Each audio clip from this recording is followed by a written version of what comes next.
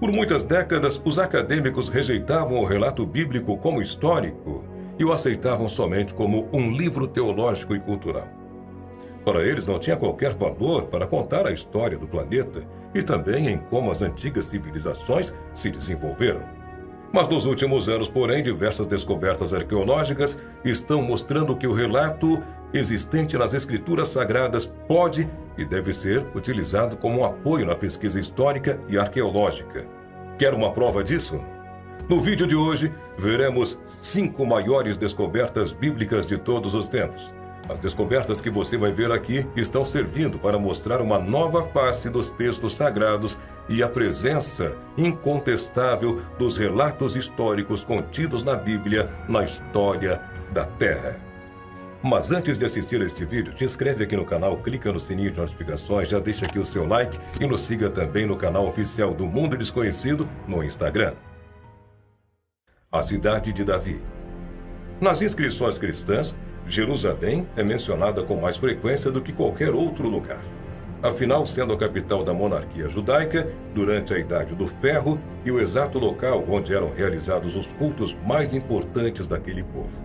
Jerusalém é, sim, muito sagrada e muito especial na história. Desde muito tempo tem sido o foco religioso, cultural e político dos israelitas, algo que anda de mãos dadas com a história judaica. Após a destruição de Jerusalém pelos babilônicos, que aconteceu por volta de 586 a.C., a cidade passou por muitos altos e baixos, no sentido mais literal da palavra.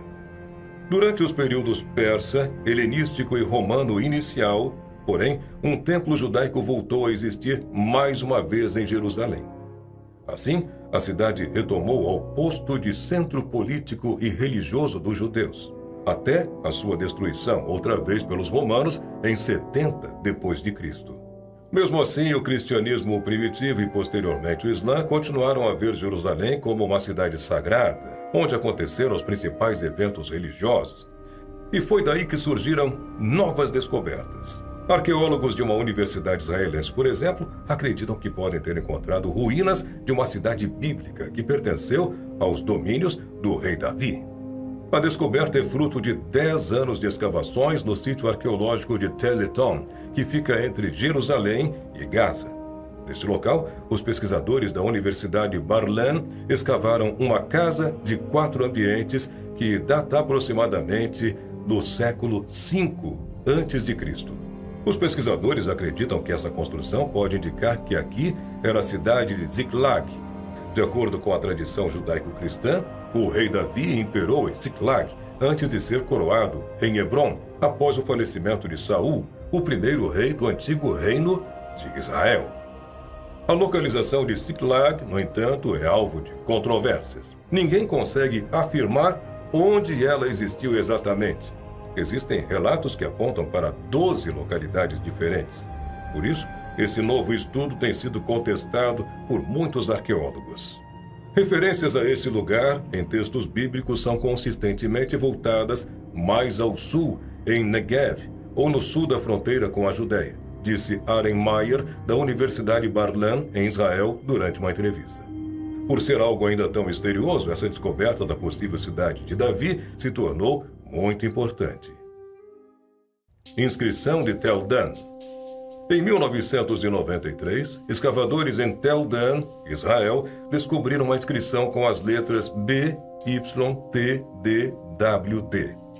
Após escavar, eles argumentaram de forma convincente que a palavra significa Casa de Davi e data do século IX a.C. A inscrição tinha se mantido escondida desde quando foi selada por soldados assírios em um momento posterior. Ao longo dos anos, alguns estudiosos têm tentado explicar a inscrição afirmando que BYTDWD é um nome de um lugar ou uma designação para um templo de uma divindade. Porém, esse termo provavelmente se refere à casa da linhagem de Davi, o segundo rei da monarquia unida e indiscutivelmente governante mais significativo da história de Israel. Com escavações nesse lugar, concluímos então que a inscrição que ficou conhecida como Estela de Tel Dan é uma pedra negra de basalto. E ela recebe esse nome porque foi descoberta em um sítio arqueológico durante escavações em Tel Dan, ao norte de Israel.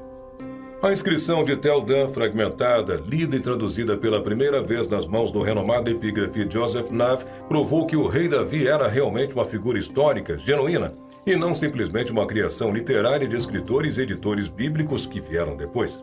Infelizmente, os fragmentos que foram recuperados da inscrição, também chamada de Casa de Davi, não preservam todos os detalhes importantes. Porém, algo fundamental é saber que a estela inscrita foi criada por um dos mais ferozes inimigos de Israel, mesmo que um século após Davi perder sua vida.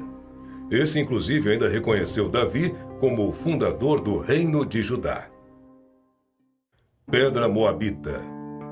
Em 1868, um missionário em Jerusalém encontrou à venda uma tábua de pedra que parecia ser bem antiga devido à sua aparência. Os vendedores quebraram o tablete de pedra em várias peças para vendê-la separadamente, podendo assim ganhar mais dinheiro. Felizmente, porém, uma cópia da tábua foi feita antes dela ter sido quebrada em várias partes. Na tabuinha original, havia um texto escrito na língua de Moab, que data do século IX a.C. Segundo pesquisadores, talvez ela tenha sido uma pedra da vitória, erguida pelo rei Mesa para comemorar suas conquistas militares. Por quê? Porque o texto começa dizendo assim: Eu sou Mesa, filho de Quemosh, rei de Moab. Concluiu-se então que no texto está a versão do rei de uma guerra travada com Israel em 850 a.C., na qual Moabe se revoltou contra o rei Jeorão do reino do norte de Israel logo após Acabe falecer. Mas sabe o que torna essa descoberta incrível? Acontece que a Bíblia registra o mesmo incidente no livro de Reis, no capítulo 3. Os dois relatos diferem em perspectiva. Mesa enfatiza suas vitórias sobre Israel ao capturar cidades sob controle israelita. O escritor bíblico, ao contrário, destaca os bem-sucedidos contra-ataques de Israel contra os moabitas. Porém, a história é a mesma. O barco de Jesus.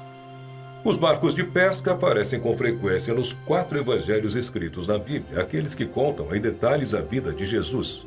Essas, por sua vez, fazem parte de algumas das histórias mais famosas da vida de Jesus, que estão na Bíblia, descrito como Filho de Deus. Mas como podemos ter certeza de que esses detalhes importantes sobre o ambiente daquela época em que Jesus conduziu seu ministério são um verdadeiro reflexo do que existiu realmente? Em 1986, Israel sofreu uma seca tremenda que fez com que as águas do Mar da Galileia baixassem radicalmente. Isso, por sua vez, foi responsável por expor grandes áreas do fundo do mar raso. Na época da seca, 2 pescadores locais, que também eram arqueólogos amadores, descobriram um barco enterrado na lama e, por título de curiosidade, resolveram tirá-lo dali para investigar mais a fundo. Essa foi uma decisão muito bem tomada por eles, pois tempos depois acabaram descobrindo que se tratava de um barco de pesca bem preservado que provavelmente era da mesma época de Jesus.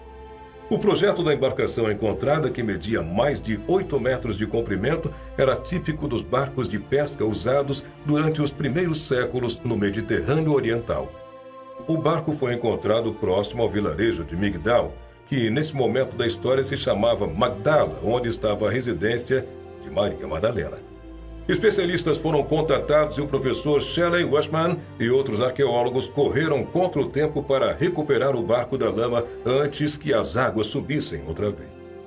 Para que nada fosse perdido, ele foi colocado num ambiente climatizado, que o protegeria agora que estava longe das águas do Mar da Galileia. Para sua identificação correta, panelas e lâmpadas encontradas ao lado do barco ajudaram a datá-lo no século I, o que foi confirmado pela datação por radiocarbono das pranchas de madeira. Além disso, na parte de trás do barco há uma seção elevada, como aquela onde Jesus dormia na história em que acalmava a tempestade.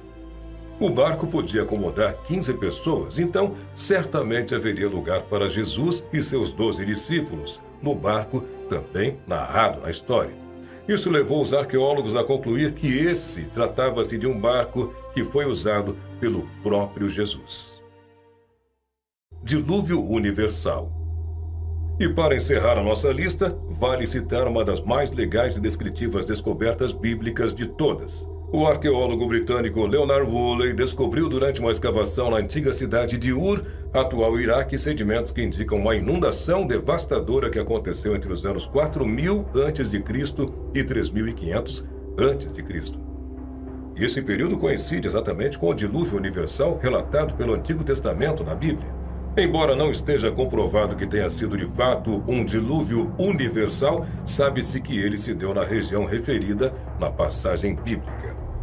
E essas são somente algumas das descobertas arqueológicas que estão relacionadas a passagens bíblicas. E outras, como essas, vão ficar somente para os próximos vídeos. Muito obrigado por assistir a este vídeo até o final. Não esqueça, inscreva-se aqui no canal, clica no sininho de notificações, deixe aqui o seu like e siga também a gente no Instagram, na página oficial do Mundo Desconhecido. Até o próximo vídeo.